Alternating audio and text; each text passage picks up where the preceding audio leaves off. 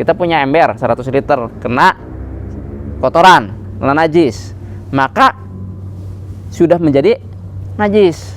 Tapi kalau tadi misalnya kotoran cicak tadi ya, masuk ke air yang lebih dari 2 kula, lebih dari 200 liter, dan tidak berubah, warnanya sama ya, tidak berubah, baunya tidak berubah, rasanya tidak berubah, maka tidak masalah, itu boleh digunakan karena dia disebut dengan air yang banyak, lebih dari 2 kula. Majelis Islam Rahmatan lil Alamin mempersembahkan kajian rutin Kitab Hakibah Ta'hil Fikih ala Mazhab Imam Syafi'i. Bismillahirrahmanirrahim. Assalamualaikum warahmatullahi wabarakatuh.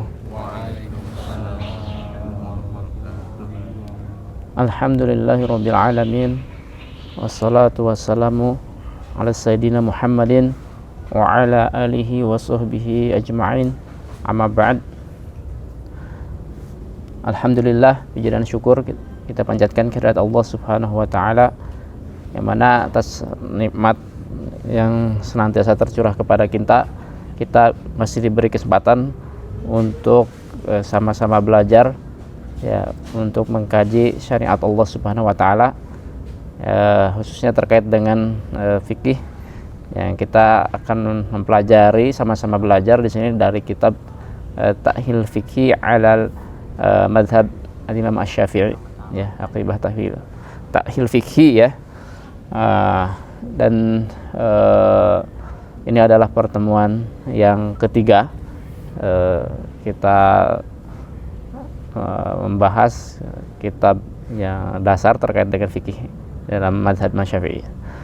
Shalawat serta salam semoga senantiasa tercurah kepada junjungan kita, idola kita, qudwah hasanah kita, Nabi Muhammad sallallahu alaihi wasallam, kepada para sahabatnya, kepada keluarganya, dan juga kepada kita semua yang mengikutinya hingga akhir zaman. Alhamdulillah, pada kesempatan kali ini kita akan melanjutkan masih dalam topik tentang fikul ibadat ya. Kita masih melanjutkan bahasan tentang fikul ibadah, khususnya dalam bab thaharah ya. Jadi thaharah atau bersuci menurut pengertian secara istilah yang dikemukakan oleh para ulama ya, khususnya dalam mazhab Syafi'i, itu adalah disebut dengan raf'ul hadas atau mengangkat hadas, dan izalatul khabas, dan menghilangkan khabas ya, artinya najis ya, atau yang sesuai maknanya ya, dan sama perbuatannya ya. Ini adalah definisi yang dikemukakan oleh Imam Nawawi ya, terkait dengan thaharah itu adalah mengangkat hadas ya, dan menghilangkan khabas. Dan di sini ada kata-kata ya, atau yang sesuai maknanya ya. Karena ada perbuatan ya yang terkategori dalam aktivitas thaharah ya, tapi seperti tayamum ya, itu adalah sesuai dengan maknanya, karena sebenarnya tayamum itu adalah ya hal yang membolehkan untuk sholat, hal yang membolehkan untuk sholat ketika tidak bisa menggunakan air gitu ya, atau juga melakukan bersuci dengan batu. Nah, itu termasuk dengan sesuai dengan maknanya, karena namanya thaharah dengan batu sebenarnya dia tidak benar-benar menghilangkan seluruh ainnya gitu. Jadi asarnya masih ada. Kemudian dan yang sama perbuatannya, artinya aktivitasnya sama, tetapi sebenarnya itu tidak mengangkat hadas ya. Tidak mengangkat hadas, seperti misalnya ketika melakukan aktivitas wudhu yang kedua kali ya, atau tajdidul wudhu ya. Karena sebelumnya kan sudah dalam kondisi suci. Jadi, tapi itu tajdidul wudu itu juga termasuk dalam definisi toharoh ini. Nah, ini yang dimaksud dengan toharoh. Jadi boleh dikatakan secara garis besar toharoh itu terbagi menjadi dua hal, ya, terkait dengan suci dari hadas, ya, dan ya, suci dari khobath. Ya, hadas itu adalah lebih tepatnya kepada keadaan sebenarnya, ya. Beda dengan khobath. Khobath itu adalah sesuatu kotoran, gitu ya, najis, ya, dalam hal ini. Nah, di sini ya, baik bersuci dari hadas maupun suci dari khobath itu syarat utamanya yang paling pokok adalah dengan menggunakan yang disebut dengan air mutlak. Apa yang maksud dengan air mutlak? Adalah ya sesuatu, ya, air yang ketika kita misalnya disodorkan kepada kita, maka kita akan menyebutnya sebagai air, gitu. Beda misalnya ketika itu adalah sudah bercampur, contoh air teh, ya kan tidak disebut dengan air. Nah, atau air kopi, air jus, dan itu sudah memiliki ya qaid atau batasan yang mengikat. Nah, beda kalau dengan air kelapa juga termasuk sesuatu yang beda dengan air. Nah, maka untuk toharoh ini, baik itu untuk bersuci dari hadas maupun ya mensucikan dari khobath, maka syaratnya adalah menggunakan air mutlak. Ini yang paling utama. Nah, ini jadi kisaran toharoh itu adalah pada dua aspek ini, dan pembahasannya juga terkait dengan masalah apa maksud dengan air mutlak. Nah, nanti akan dijelaskan lebih lanjut ya terkait dengan air itu, ya, macam-macam air seperti apa. Nah, kemudian toharoh dari hadas ini memiliki beberapa unsur. Yang pertama yang disebut dengan mutatohir, yaitu yang bersucinya. Nah, yang bersuci ini memiliki syarat-syarat, ya, sehingga bersucinya itu menjadi sah. Pertama, dia itu harus seorang muslim. Jadi ketika orang kafir misalnya melakukan aktivitas bersuci, wudu misalnya atau mandi, maka ya wudunya itu tidak sah karena dia bukan muslim. Kenapa? Karena toharoh ini termasuk ibadah, sementara orang kafir bukan ya, ahli ibadah. Maksudnya bukan sesuatu yang dia itu bisa melakukan ibadah, sah ibadahnya. Maka syarat utama ya orang yang bersuci itu adalah harus muslim. Kemudian yang kedua adalah mumayyiz. Nah, mumayyiz ini itu adalah ya anak-anak yang belum sampai tahap baligh, ya, belum sampai tahap baligh. Tapi sebenarnya dia sudah bisa membedakan mana yang benar dan yang salah. Nah, memang definisi mumayyiz ini ya berbeda-beda. Beda-beda oleh para ulama itu. Ada yang mengaitkannya dengan umur, misalnya sekitar 7 tahun. Tapi sebenarnya yang lebih menjadi patokan bukan ke umurnya. Lebih tepatnya apakah anak ini bisa membedakan. Ada yang misalnya mengatakan begini, anak itu bisa ketika ditanya itu sudah memberikan jawaban yang benar. Misalnya jawabannya logis itu. Jadi tidak ngelantur. Atau misalnya ada yang mengatakan ketika dia bisa pakai baju sendiri, bisa melakukan bersuci sendiri. Nah, itu maka orang yang bersuci ini atau mutatohir ini ya untuk menjadi sah maka mumayyiz. Maka kalau anak di bawah itu, misalnya anak masih kecil, misalnya baru 2 tahun, 3 tahun, maka tidak sah itu aktivitas toharohnya. Kemudian yang unsur yang kedua disebut dengan mutatohar bihi, yaitu yang bersuci dengannya. Nah, ini yang tadi dikatakan bahwa yang paling pokok adalah dengan air mutlak. Jadi air yang tanpa embel-embel gitu disebut air. Maka kalau kita misalnya contoh air, galon aqua itu termasuk air mutlak gitu, karena itu bisa disebut air ketika disodorkan kepada kita air. Beda misalnya kalau air mawar, ya kan sudah ada koidnya, sudah ada batasannya, ini air mawar ya. Atau tadi air kelapa, air kopi, air jus. Nah, beda. Maka kalau kita misalnya wudu dengan ya tadi air kopi, ya nggak sah gitu. Air kelapa nggak sah. Berikutnya mengenai pekerjaannya, ini terbagi dua. Pekerjaan toharoh itu ada, yaitu dengan kategori yang disebut dengan wudu. Ya, ini untuk menghilangkan hadas kecil. Yang kedua adalah mandi. Ya. Kemudian mutatohhar minhunya, bersuci darinya itu, yaitu adalah tadi bersuci dari hadas kecil dan hadas besar. Ya, hadas kecil dihilangkannya atau disucikannya dengan wudu, sementara hadas besar maka disucikan dengan mandi. Ya, yang disebut dengan mandi wajib. Kemudian mengenai pembagian air. Ya. Nah, air sendiri ya memiliki beberapa kategori. Yang pertama itu adalah air yang disebut dengan tohur. Air tohur ini adalah yang suci dan menyucikan. Nah, inilah yang disebut dengan air mutlak itu. Gitu. Yaitu air yang bisa disebut dengan tanpa batasan tertentu. Jadi dia sendiri suci dan dia juga bisa menyucikan. Ya, dia bisa menghilangkan ya hadas dan menghilangkan khobas atau najis. Nah, mengenai hukum dan tohur itu ternyata ada beberapa. Ya, pertama adalah hukumnya mubah, menggunakannya mubah. Nah, ini adalah hukum asalnya dari air mutlak, itu hukum asalnya adalah mubah.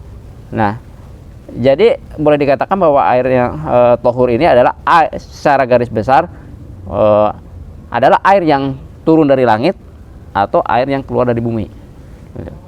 Nah, misalnya kalau dalam kitab Matan Nabi Suja itu kan ada bagi 7, ada air bahkan air salju, air embun, ya, dan seterusnya, itu ada 7. Tapi sebenarnya bisa disederhanakan ada air yang turun dari langit atau air yang keluar dari bumi, ya, dari mata air atau yang lain-lainnya. Nah, ada yang sifatnya makruh ketika digunakan. Ya, walaupun dia itu suci, termasuk ke suci dan menyucikan, yaitu air mutlak, tetapi penggunaannya makruh. Nah, ini yang kalau dalam mazhab Syafi'i ini ya disebut dengan air yang musyamas. Ya, air musyamas itu. Air musyamas itu kan dari kata syams ya, kena matahari gitu. Nah, tapi untuk menjadi air disebut sebagai air musyamas itu ada beberapa syaratnya sehingga itu disebut sebagai air musyamas.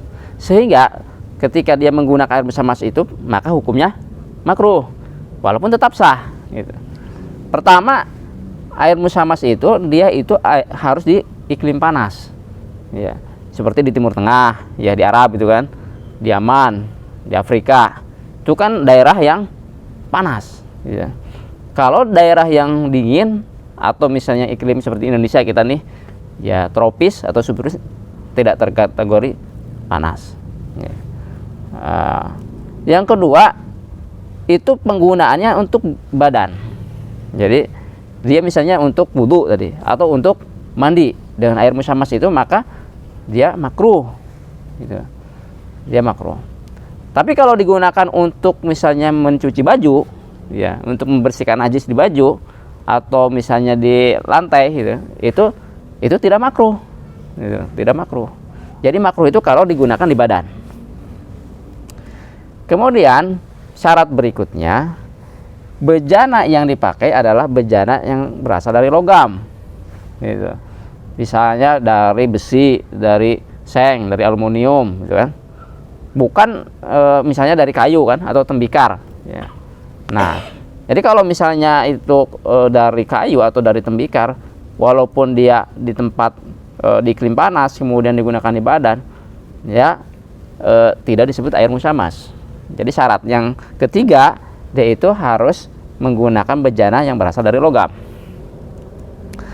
Kemudian, ya, ketika digunakan itu masih dalam keadaan panas itu. Jadi kalau sudah hilang panasnya, artinya sudah turun panasnya, maka tidak jadi lagi air yang musyamas, sehingga tidak makruh digunakan karena dia sudah dingin lagi gitu. Jadi misalnya tadinya di luar kan, ditaruh di luar, kemudian disimpan jadi dingin lagi. walaupun di iklim panas, kemudian digunakan di badan, kemudian bejananya logam, tapi sudah menjadi dingin, maka itu tidak menjadi air musamas lagi, sehingga tidak makruh. Kemudian juga ada yang disebut sebagai tohur tapi haram.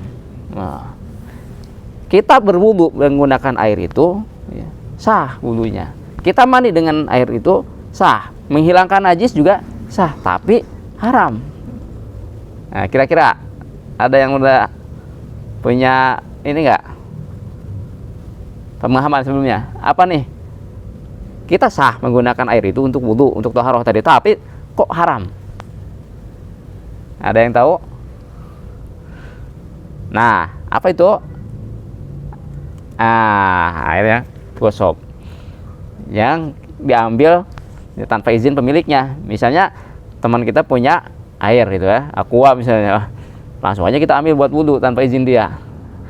Kita berwudu dengan air itu, sah nggak kira-kira ininya? Sah, tapi dengan dosa. Kita dosa kenapa? Ngambil ya air punya orang lain gitu, tanpa izinnya. Nah ini. Nah kemudian ada juga kategori yang kedua adalah tohir ghairu mutahhir. Artinya suci tapi tidak menyucikan. Jadi dia sendiri, dia itu adalah suci ya, airnya sendiri suci tetapi tidak menyucikan. Nah ini ada dua nanti ya kategorinya. Nah, yang pertama adalah yang disebut dengan air musta'mal ya, air yang sudah digunakan. Secara bahasa adalah air yang sudah digunakan. Artinya dia itu suci dianya, tapi tidak bisa digunakan untuk toharoh lagi, tidak bisa digunakan untuk wudu, dan tidak bisa digunakan untuk mandi. Tetapi ini pun ada syaratnya supaya disebut dengan air musta'mal. Yang pertama, dia itu ya musta'mal itu karena sebelumnya digunakan untuk toharoh yang fardu ya, untuk toharoh yang fardu. Contoh misalnya, salah satu fardu dalam wudu itu adalah membasuh muka.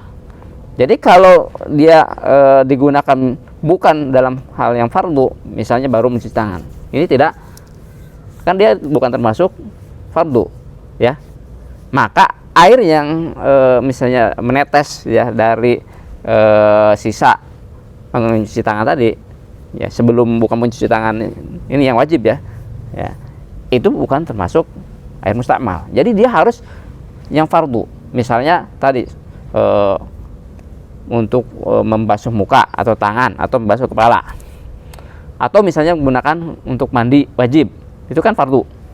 Tapi kalau yang bukan fardu seperti misalnya mandi Jumat, itu kan bukan fardu, itu sunnah, maka dia tidak terkategori musta'mal. Walaupun sama-sama mandi, tapi misalnya kalau satu mandi wajib, satu mandi Jumat, apa hukumnya? Sunnah kan? Nah, kalau untuk sisa pemakaian mandi wajib, maka itu bisa terkategori air musta'mal. Tapi kalau airnya itu digunakan untuk bukan sesuatu yang fardu ya, toharoh fardu, maka tidak terkategori air musta'mal.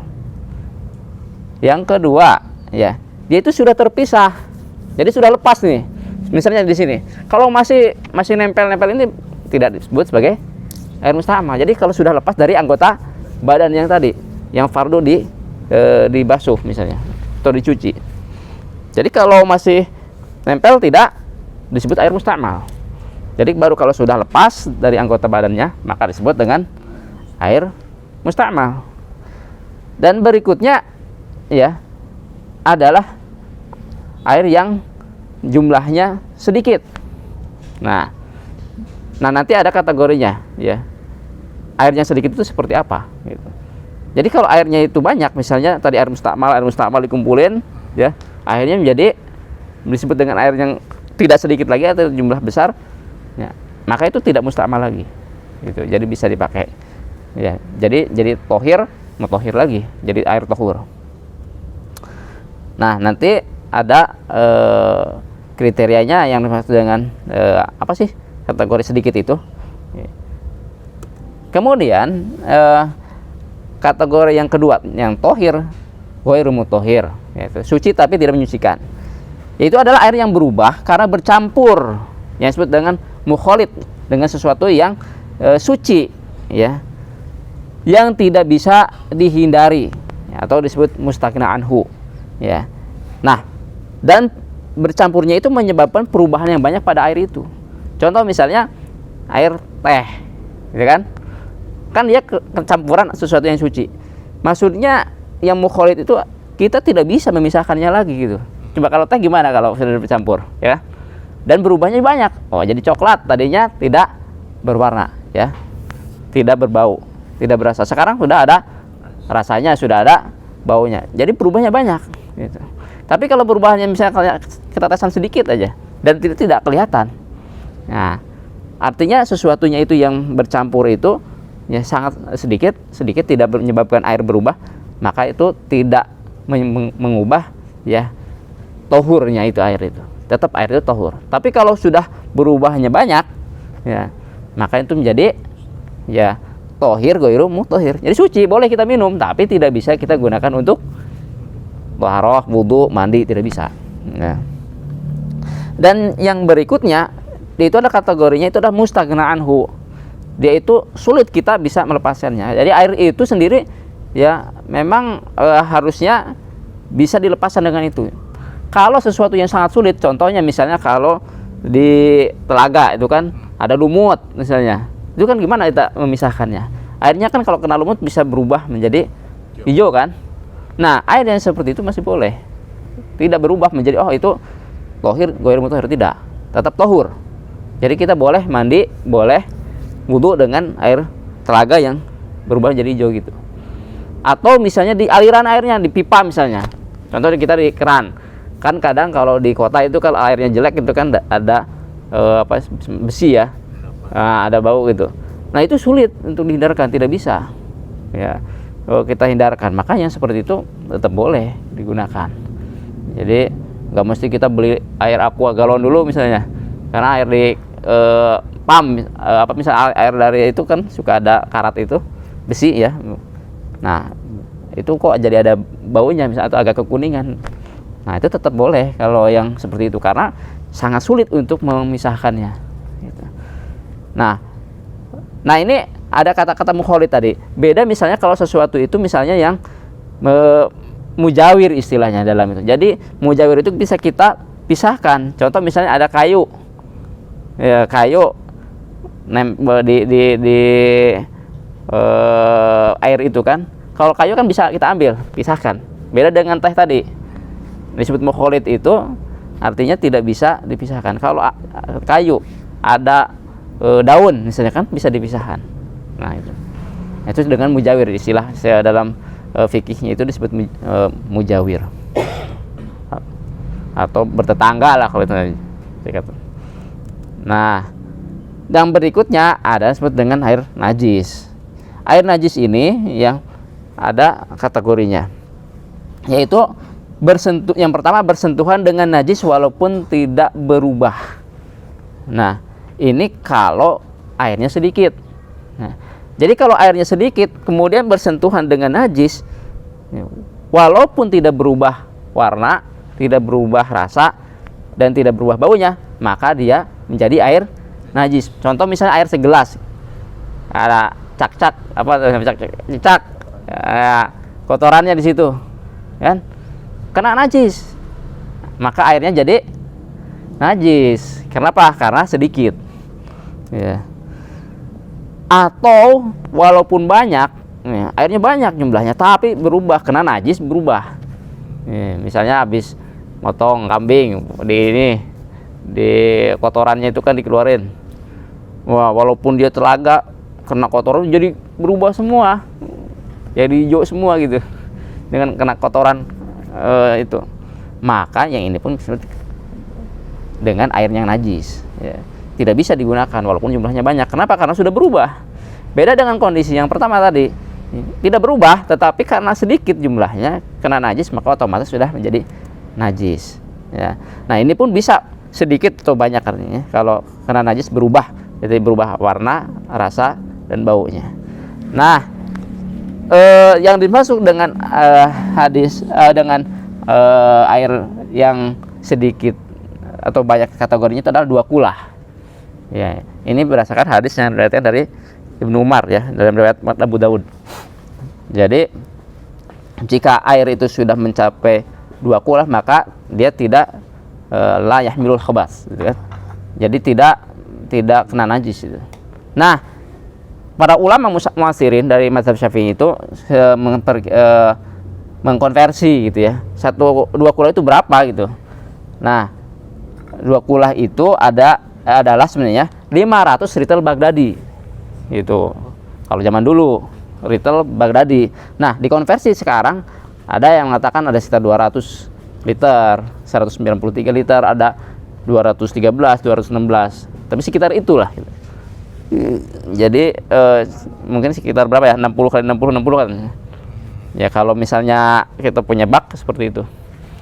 Nah, itu batasannya yang disebut dengan banyak atau sedikit. Kalau sudah lewat 200 literan itu, maka itu disebut dengan air yang banyak. Nah, di bawah itu disebut sebagai air yang sedikit. Nah, kalau tadi contohnya misalnya air yang 100 liter, kita punya ember 100 liter kena kotoran, kena najis, maka sudah menjadi najis. Tapi kalau tadi misalnya kotoran cicak tadi ya, masuk ke air yang lebih dari 2 kulah, lebih dari 200 liter, dan tidak berubah, warnanya sama ya, tidak berubah, baunya tidak berubah, rasanya tidak berubah, maka tidak masalah, itu boleh digunakan karena dia disebut dengan air yang banyak, lebih dari 2 kulah gitu ya. Nah, ini kemudian berikutnya tentang hadas kecil. Apa sih sebabnya hadas kecil itu ya? Sebabnya adalah keluar sesuatu dari 2 jalan, kubul atau dubur. Nah, dan sesuatu yang keluar 2 jalan ini adalah sesuatu yang sifatnya mulawis gitu ya, mencemari atau memang dia itu adalah kotoran yang sifatnya najis ya. Ini najis. Baik itu berupa padatan ya, cairan maupun ya gas gitu kan. Nah, itu sebabnya yang pertama. Yang kedua, menyentuh ya, 2 farji. Yang farji itu bukan cuma yang depan tapi belakang juga. Nah, dengan apa? Dengan bagian dalam telapak tangan dan jari. Jadi dengan ini ya. Nah, ini yang batal adalah yang menyentuh saja. Dalam kitab ini adalah yang menyentuh saja, walaupun di sini nanti ada ikhtilaf ya. Nah, artinya di sini apa? Yang membatalkan itu adalah menyentuh 2 farji ya, artinya kubul dan dubur ya, lubang ya, dengan bagian telapak tangan. Artinya kalau menyentuhnya dengan ini punggung tangan, atau dengan ininya, atau dengan ujung jari, maka itu tidak batal gitu. Paham nggak? Jadi kalau menyentuhnya gini misalnya ya, atau ujungnya, nah, atau di sini tidak. Jadi dengan bagian dalamnya sini ya.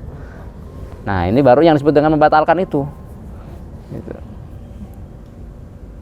Nah, kemudian berikutnya adalah hilangnya akal. Misalnya pingsan, kan hilang akal, maka batal wudunya ya. Dia kena mempunyai hadas kecil, atau ya dia tidur ya. Tidur. Nah, jadi kalau tidur itu otomatis dia batal. Nah, tapi ada yang dikecualikan dari tidur itu. Jadi tidur yang tidak membatalkan wudu. Karena hadas kecil itu disebut juga dengan nawaqidul wudu juga. Ya, nawaqidul wudu yang membatalkan wudu. Yaitu tidur dalam keadaan tempat duduknya tidak bergeser. Di sini ditulis dari tanah. Sebenarnya bukan tanah aja, bisa kursi atau apa. Tempat menempelnya itu artinya dia tidak bergeser, tidak ada jarak. Gitu. Tidak ada jarak. Jadi kalau tidur sambil posisi begini tidak berubah. Ya. Nah, itu tidak membatalkan wudu. ya, dia tidak menjadi berhadas kecil. Nah, apa dobitnya kalau tidur itu apa? Dobitnya itu adalah mimpi, istilahnya. Kalau ngantuk gimana? Ya, ngantuk. Apakah termasuk tidur atau tidak? Enggak. Ya, namanya ngantuk itu begini. Dia itu orang itu masih bisa mendengar perkataan orang walaupun udah nggak ngerti sebenarnya. Yang diomongin itu apa itu nggak jelas itu, tapi masih dengar kan? Nah, itu masih ngantuk. Itu belum termasuk kategori tidur. Gitu. Jadi kalau tiduran di belakang tapi masih dengerin orang nih, masih dengerin orang. Oh, tapi nggak tahu. Nah, itu masih ngantuk kan, belum tidur. Tapi kalau tidurnya terlentang tadi misalnya, ya kemudian ngimpi, ya udah batal gitu. Ini di mazhab Syafi'i gitu. Makanya kalau kita kan kadang misalnya di waktu Jumatan tuh, waduh biasanya justru paling ini afdol buat orang yang insomnia sekalipun itu. Nah, nanti kalau mazhab Maliki, kalau tidurnya sampai mendengkur begitu, sampai terlelap, itu batal itu. Wah, gawat kalau di Indonesia itu mazhab Maliki itu banyak orang yang harus ketika misalnya setelah khotibnya selesai pada wudu dulu. Wah, repot ini. Gitu. Jangankan gitu, kadang-kadang mungkin dalam keadaan misalnya sholat malam yang lama itu bisa tidur juga kan. Ada juga itu jereng-jereng gitu. Nah, kalau mazhab Maliki kalau tidurnya sampai parah segitu, sampai terlelap itu batal itu. Kalau mazhab Syafi'i kan enggak, karena dia itu ya dia bisa menutup karena namanya mata itu adalah kuncinya untuk ini lubang gitu. Jadi kalau misalnya sudah tidur maka lubangnya kemungkinan bisa terbuka dan dia bisa berhadas gitu. Makanya dalam mazhab Syafi'i kalau tidurnya bisa mempertahankan dia tidak terbuka lubangnya itu, maka dia tidak batal. Ya, artinya tidur yang mutamakin misalnya. Berikutnya bertemunya kulit laki-laki dan perempuan kecuali mahram. Nah, yang ini yang menyentuh dan disentuh itu batal. Jadi bertemunya kulit yang dimana di sini adalah laki-laki, yang lebih tepatnya adalah laki-laki yang dia itu sudah disebut sebagai yustaha, artinya sudah disenangi oleh perempuan dalam keadaannya normal. Jadi bukan berarti laki-laki yang sudah balik aja, tapi misalnya anak yang sudah dianggap wah ini disenangi oleh perempuan. Begitu juga dengan perempuannya juga. Perempuan yang disebut dengan di sini bukan perempuan yang sudah balik saja, tapi perempuan yang tushtaha, artinya sudah tadi disenangi oleh laki-laki dalam keadaan normal, laki-laki normal gitu. Nah, dalam kondisi seperti ini ketika dia bersentuhan, ya, untuk bagian-bagian yang memang di situ tempat-tempat bisa menimbulkan lezat, maka batal. Nah, kalau dia menyentuh tangan, menyentuh pipi, apalagi menyentuh bagian tubuh yang lain, kaki, nah itu bersentuhan kulit seperti itu batal dua-duanya. Batal dua-duanya.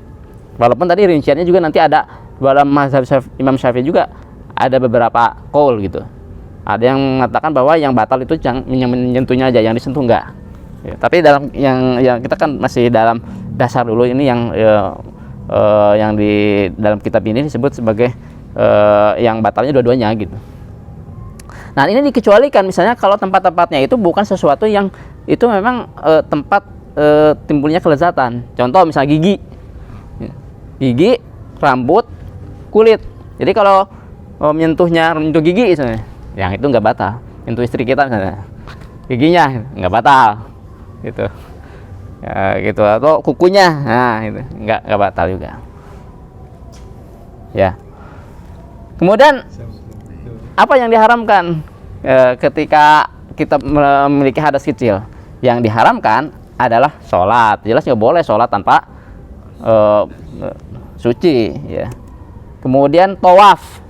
Nah, tawaf, yang maksudnya tawaf ifadah gitu ya, itu nggak boleh. Jadi harus dalam keadaan suci. Kemudian menyentuh mushaf. Menyentuh mushaf. Nah, termasuk dalam yang nggak boleh itu juga membawa mushaf. Nah, apa yang maksud dengan menyentuh mushaf itu? Menyentuh mushaf secara langsung. Nah, kemudian yang dimaksud mushaf itu sendiri ya memang adalah Al-Quran yang biasa ya untuk baca. Tapi kalau misalnya di sana lebih banyak tafsirnya, maka itu tidak disebut mushaf. Itu tidak haram untuk membawanya atau tidak memegangnya. Ya. Nah, misalnya kan ada terjemahan yang bawanya kan bahasa Indonesianya lebih banyak atau tafsirnya misalnya walaupun bahasa Arab juga, itu tidak mengapa kalau tidak dalam keadaan berwudu juga. Ya. Kemudian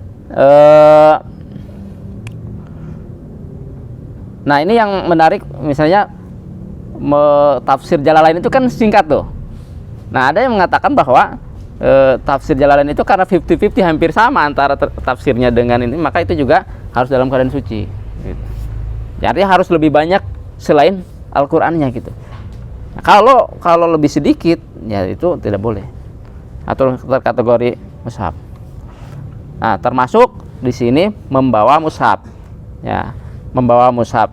Ya, apalagi kan menentengnya aja, memegangnya nggak boleh itu. Membawanya apalagi.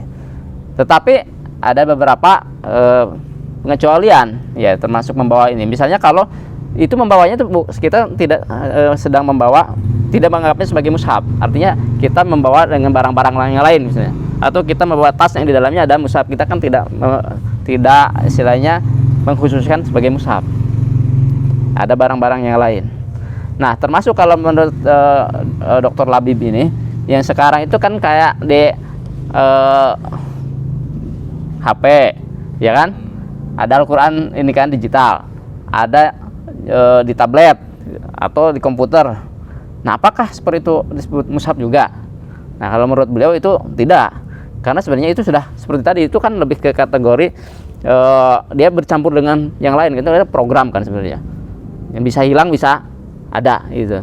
Jadi itu tidak terkategori mushaf yang harus misalnya kita membacanya atau membawanya dalam keadaan berwudu gitu. Ya. Walaupun ada juga yang berpendapat yang lain mengatakan mungkin kalau dalam keadaan membacanya itu harus wudu. Ada juga yang berpendapat seperti itu. Karena itu kan permasalahan kontemporer. Nah, kemudian di sini barang siapa yang yakin suci atau berhadas dan ragu kebalikannya, maka diamalkan yang yakin. Jadi sebelumnya misalnya kita sudah wudu, tapi ragu-ragu nih, kita ini sudah batal atau belum. Maka yang diambil adalah yang yakinnya, yaitu adalah yang kita dalam keadaan suci, sudah berwudu. Sebaliknya, kalau sebelumnya saya belum wudu, tapi ragu-ragu saya udah ini belum gitu ya, udah wudu belum ya. Nah, itu berarti karena sebelumnya dalam keadaan nggak suci. Maka yang diambil adalah yang yakin, yaitu yang tidak suci. Nah, mungkin karena ini cukup panjang ya bahasan berikutnya, kita cukupkan dulu ya untuk pembahasan pertemuan kali ini. Kita sampai kepada hadas kecil ya.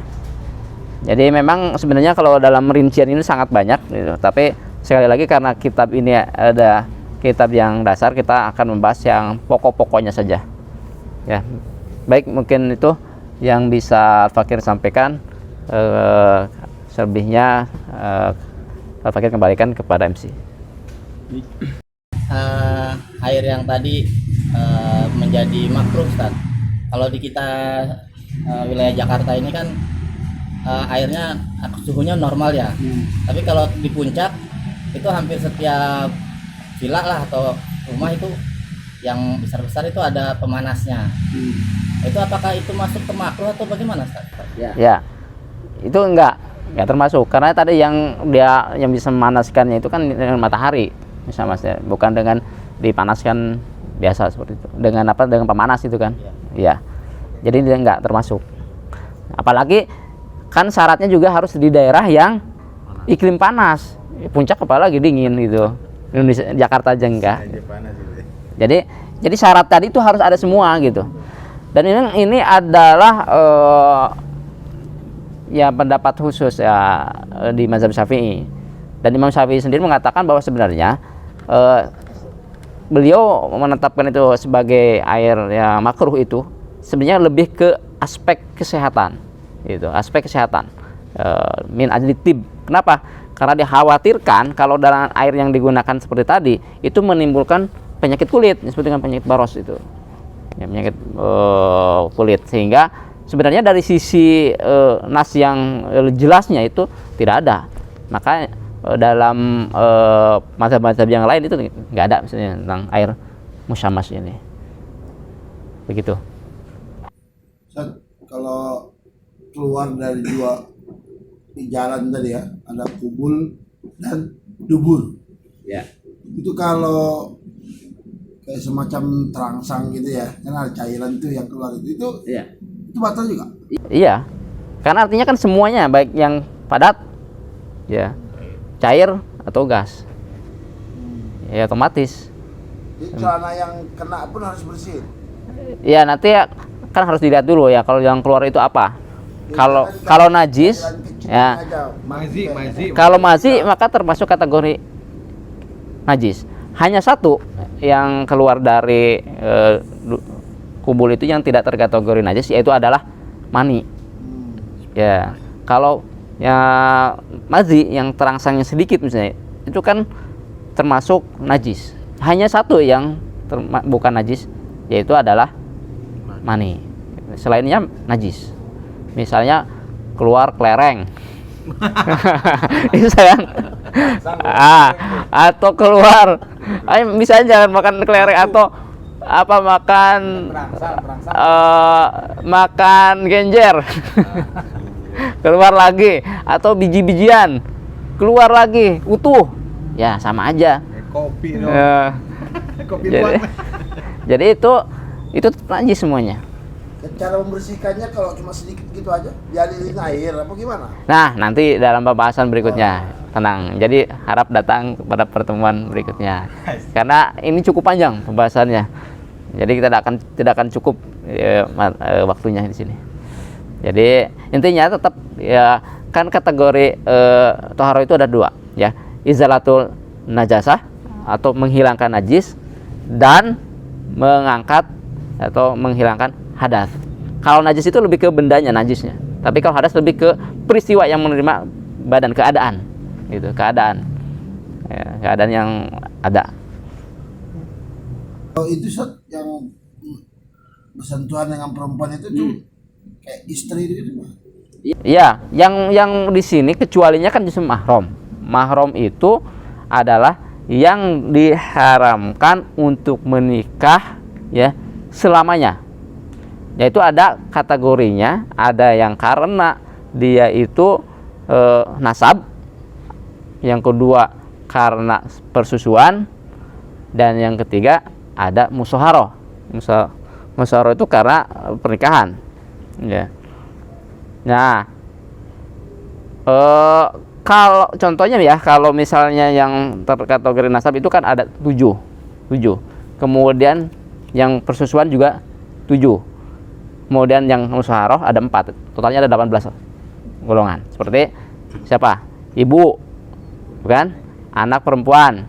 Kemudian saudari perempuan. Kemudian bibi dari pihak ibu, bibi dari pihak paman. Gitu kan? Nah, anak dari anak perempuan dari saudara laki, anak perempuan dari saudari, artinya keponakan. Nah, itu karena ya nasab. Sama juga karena persusuan, bedanya karena sama-sama persusuan. Nah, yang karena musyawarah, karena dia itu karena ikatan pernikahan, maka yang diharamkan selamanya adalah ya mertua, misalnya mertua perempuan misalkan. Kemudian anak dari istri, misalnya istrinya itu punya anak atau janda misalnya. Nah itu nggak boleh, itu termasuk mahram karena selamanya ya. Nah kalau istri gimana? Ya istri mah enggak, karena justru mahram itu kan yang diharamkan untuk menikah. Nah istri ini buah halal, itu udah jadi istri kita, maka bersentuhan dengan istri itu membatalkan wudu gitu ya, membatalkan, kecuali tadi giginya kukunya, rambutnya tuh. Nah.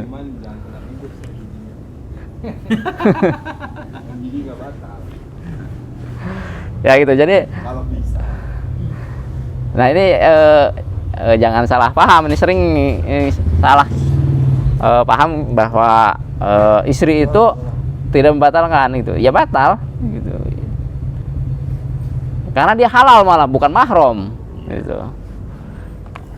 Tapi ada yang misalnya ini membatalkan karena dia itu bukan mahram selamanya. Contoh adik ipar,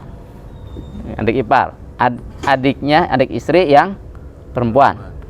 Nah, dia selamanya tidak selamanya, dia sementara, namanya mahram muaqqat.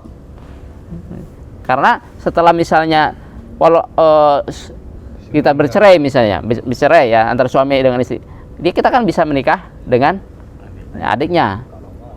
Nah, seperti itu. Makanya seperti itu membatalkan. Karena tadi yang mahram itu adalah yang selamanya tidak boleh. Ya. Tadi kategorinya bisa karena nasab, yang kedua ada 7 golongan, yang kedua karena sepersusuan ada 7 golongan, dan 4 karena musyawarah pernikahan ada 4, sehingga totalnya ada 18. Ya. Kalau ini apa dibedakan antara diksi menyentuh atau tersentuh?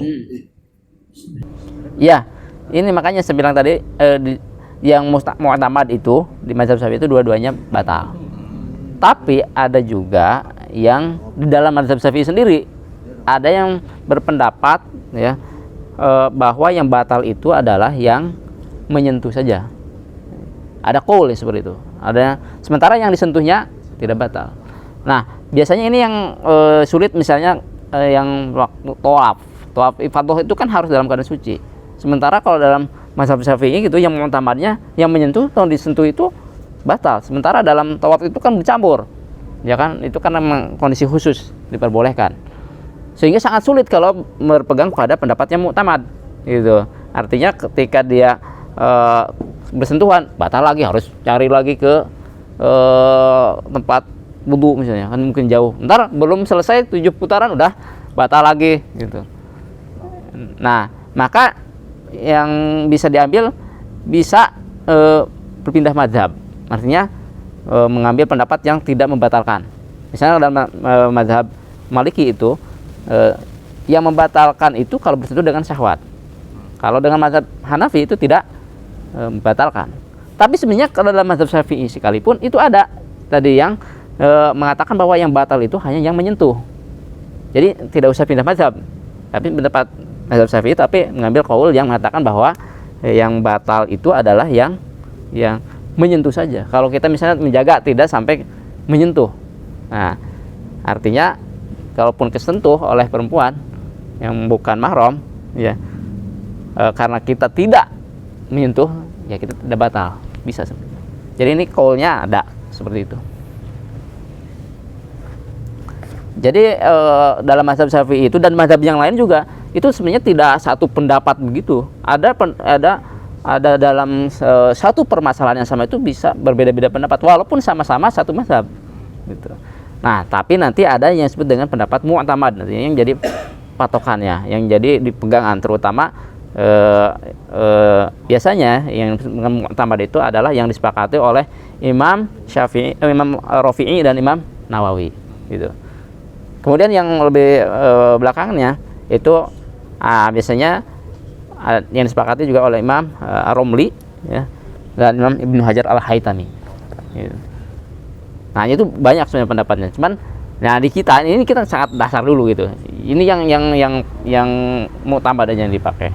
Yang ini memang sudah dipilihkan itu oleh para ulama, ini yang misalnya paling kuat menjadi pegangan di mazhab Syafi'i itu.